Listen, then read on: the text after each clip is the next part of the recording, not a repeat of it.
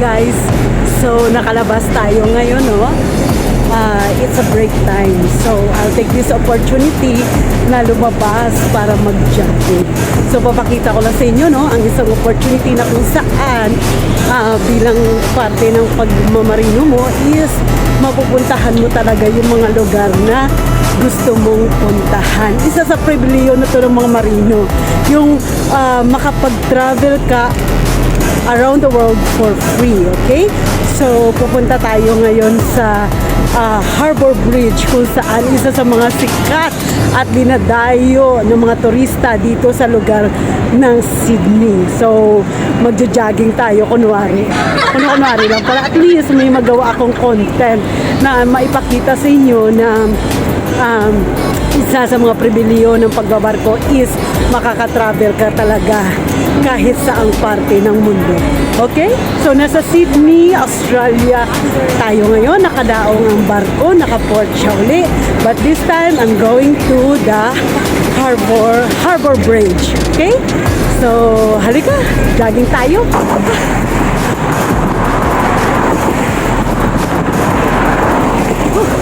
Mukhang malayo-layo ang aking joggingan.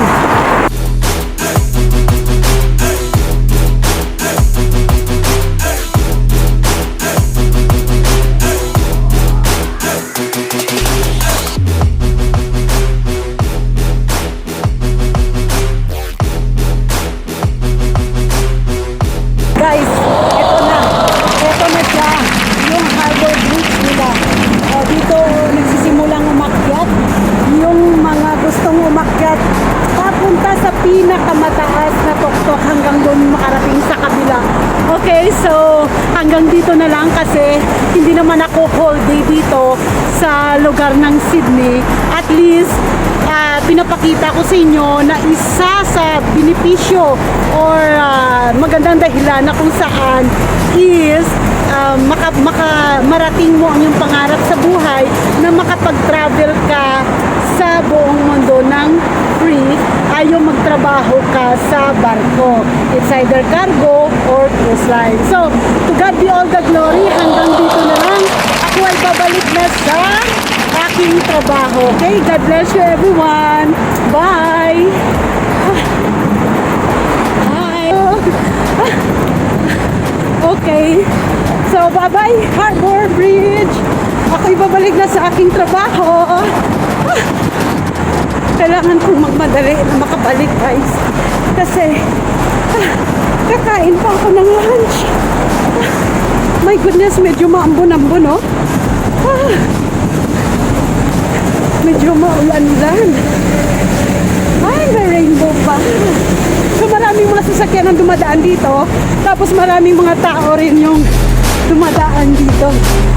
So, yan, maraming mga tao ang dumadaan dito. Pabalik na tayo, no? Kailangan mabilisan ako makarating pabalik sa barko. Siguro from the barko until here, kabuang total ng is abutan ka rin ng mga 15 minutes. 15 minutes, pero kailangan mag-jogging ka, ha? Pag nilakad mo mga 20 minutes mula sa port bago ka makarating dito sa Harbor Bridge. Pag nilakad mo mga 20 minutes. Masarap din mag-jogging, no? Pagdating mamaya sa kabina, bagsak katawan ko nito. Tulog na ako, nakahilik pa. Uy!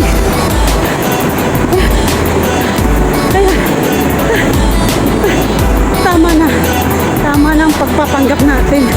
Ako na kung alam jogging para lang may magawang content. O diba? At least narating ko na yung Harbor Bridge na matagal ko nang pinapangarap na puntahan. At least nandun mismo ako sa ilalim niya. Hindi alam ako nakakyat. Pero hopefully one day mabigyan tayo ng opportunity na mismo makaakyat tayo sa tulay. My goodness, pagdasal natin yan. Wala namang imposible sa Diyos kapag hinili mo. So yan ang barko na aking pinagtatrabawan. So babalik na siguro wala na akong oras. Pabalik ako sa barko, kakain, and then tulog, and then maliligo, back to work na parang walang nangyari. So guys, sundan nyo lang yung channel ko. Sa mga gustong magbarko, magmarino, sundan nyo kasi ex-crew na ako. At ginagawa ko to, nakapunta ngayon ako sa Harbor Bridge na to dahil gusto kong ipakita sa inyo na isang benepisyo ng pagbabarko, no, is yung mapuntahan mo ang mga lugar na pinapangarap mong puntahan. You can travel and see the world for free. Okay? Sana, no? Pag nag-jogging ka na ganito, sana kung may kasama ka. OMG, my gulang. Okay. So, hanggang dito na lang, guys. At ako'y mag-jogging uli. Pabalik ng barko. So, tama-tama. Mayroon akong 3 hours na break. So, 1 hour in-spend ko sa paggawa ng content na ganito. And then, 1 hour, kain muna sa rooms. Tapos balik sa kabina, pahinga ng konti. Tapos yung the rest na 1 hour, ligo, fresh up. You know, I love Australia. Shout out to all Australian people at sa lahat ng mga Pilipino na nakatira dito sa Australia. Ma'am, sir, kung naman ako i-share ng aking YouTube channel. Okay? So, anyway, basta enjoy lang life, guys. Huwag seryosoin. Alam nyo, ang pagiging content creator, hindi madali. Napakahirap din. But, I'm doing this para sa mga gustong magbarko at nais magbarko na isa sa pribiliyo nyo is makarating kayo sa mga lugar na gusto nyo puntahan. Sana na-inspired kayo, no? Ngayon lang ako pumunta. Kung di pa ako nag-vlog, hindi ako pupunta rito. Kasi normally gusto ko pag break time ko, kain na sa crew mess, and then balik sa kabina, pahinga, and then back to work. But this time, I am doing this to all my followers na interesado magtrabaho sa barko. Binibigyan ko kayo ng mga tips, advice, ideas, kung ano nga ba ang buhay ng mga marino. So meron akong 3 hours break at sa 3 hours na yun, no, hinati-hati ko na nakagawa na ako ng content. Babalik ako sa barko, kakain, magpapahinga, and then mag-refresh up, maliligo, and then balik na sa trabaho. Okay, so hanggang dito na lang, guys. Once again, my name is Maricel, and you are in the Sima Discovery channel. Thank you for following me. Thank you for subscribing me. And thank you for all your support to my YouTube channel. Ayan, saan na ba ako pupunta? Ano bang pwede ito? Hindi ako pupunta sa kumumang lugar. Pero, sa tuwing lumalabas ako, guys, I pray na lagi kong kasama. Kahit saan ka pupunta, hindi ka talaga maligay. Okay? So, I guess ito yung tamang daan. Tamang pinagtanong. Ano lang, magiging ano lang tayo, eksperimento. Okay? So, experiment lang. Minsan kailangan mo rin mag-eksperimento eh. Tapos, tingin sa kaliwa, tingin sa kanan, tawid, takbo! Takbo! May aso ko sa likod ko, sana laruin ka, sana hindi ako may araw. Baka magalit ko may araw. So, shout out sa aso sa likod ko. Okay, I love dogs. Sino mag-donate ng dog? I love dog. I accept donation. Okay. Kasi hindi lahat ng marino, guys, mayaman, ha? Yung mga marino rin na tama lang makakain ng tatlong beses sa isang araw at isa na ako doon, okay? So, hindi lahat ng marino mayaman, okay? So, kaya nga ako nagtrabaho kasi hindi nga ako mayaman. So, makakain ka lang ng 3 beses isang araw. Pasalamat ka na sa Diyos. At pasalamat ka na dahil may trabaho ka. Yan ang pinakamahalaga. Okay, so napuntahan natin ang lugar na pinapangarap natin puntahan. Teka, wait, hindi ko alam kung natama ko nito. My goodness. My goodness. Oh my goodness. I believe I can fly. I believe I can touch the sky.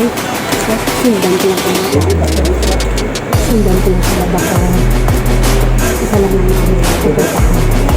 Basta sunod lang ako sa kanila kung saan saan pupunta. Diba? Outfit wise. Diba? Sabi ko nga sa isa kong vlog, yung pagmamarino, you have to take a risk. Hindi ko alam kung saan ako pumupunta, kung saan ako lumuto. Hindi ko alam kung sila. Basta ang goal ko makalit ako ba? Hindi ko alam kung saan natin to. First time ko lumabas dito. I mean, lumabas na ako nung nakaraang vlog ko sa Sydney. Pero ito ibang rota to.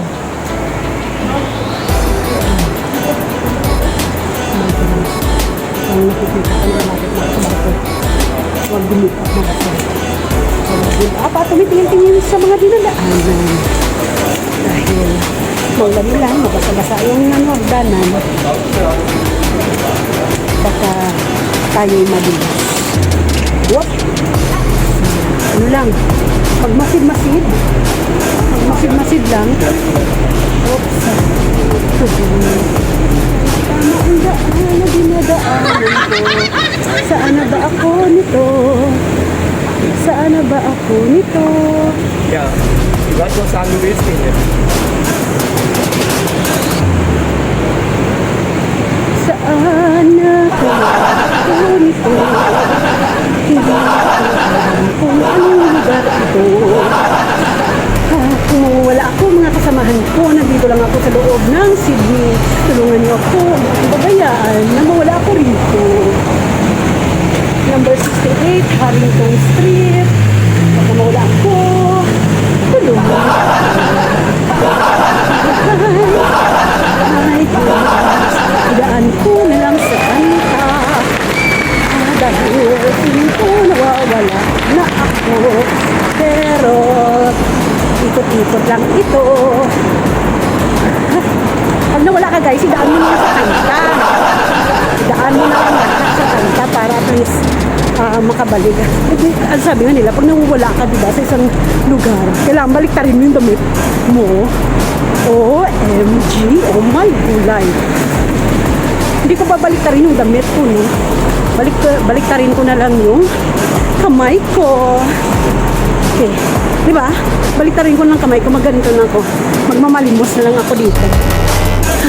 Nasa Harrington Street ako, everyone. Pag hindi ako makauwi dun sa barko, parang awa nyo na. Iligtas mo ako ulit. Sa bagay, nung nakarang vlog ko nga, narating ko nga yung chemist. Oh, na first time ko lumabas. Ito naman, first time kong lumabas din dito sa sa papunta sa Harbor Bridge nila. Kasi isa to sa sikat na dinadayo ng mga turista, no? Yung Harbor Bridge. My goodness, my gulay. Kaya ko to. Ka lang, sumuko Maricel. OMG. OMG. My goal is makarating ako sa aking pupuntahan. George Street. Hindi ko lang papalikot. Hindi ako pwede lumayo.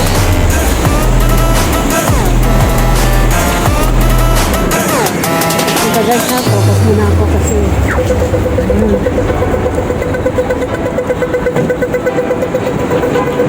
ito na ata. Nandito na ata ako.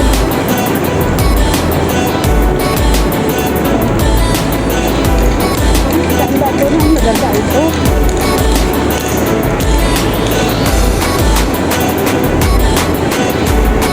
Saan lugar na ba ito?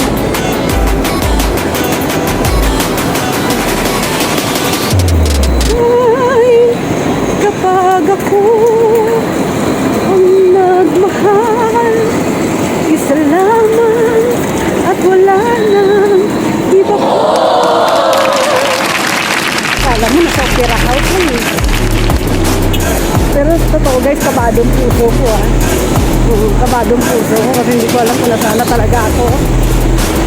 Ayan, pero mukhang nakikita ko na malapit na ako sa aking Panginoon.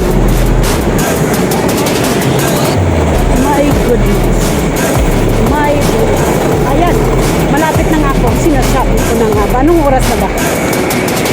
Praise the Lord, to God be all the glory. At nakarating ako sa aking babalikan. Babalikan muli mga araw at sandali. My goodness. Akala na iba magaling ako kumanta. Nagdadabing lang ako sa mga vlog ko. Ayan. Ano na ba? Pwede na ba ako tumawid dito? Ayun, takbo. Ayun, pwede na ako tumawid. Kasi naka-green na siya and then at last, nakabalik na ako sa aking pupuntahan. Ayan, malapit na ako sa barko. Shout out sa dalawang tao sa likod ko. Ang ganda ng ito nila. Siguro sinasabi na sinong baliw yan. Kasi minsan guys, pag gumagawa ka ng pag being a vlogger, minsan para kang baliw, para kang alam mo, na nagsasalita ka mag-isa. Ayan, malapit na talaga ako. Parang gusto ko siya magpahinga dito. Yun. Kaso lang, wala na akong oras talaga. 10 o'clock. So hopefully the ship is open for food. I guess I can pass through here. So, ay abaw na English yung Hyundai. Kasi madali na ako makalapit sa barko. Malapit na ako pabalik. Ay, thank you Lord. Thank you Lord. Ayun, parang nasa Makati ka lang guys. Parang nasa Makati.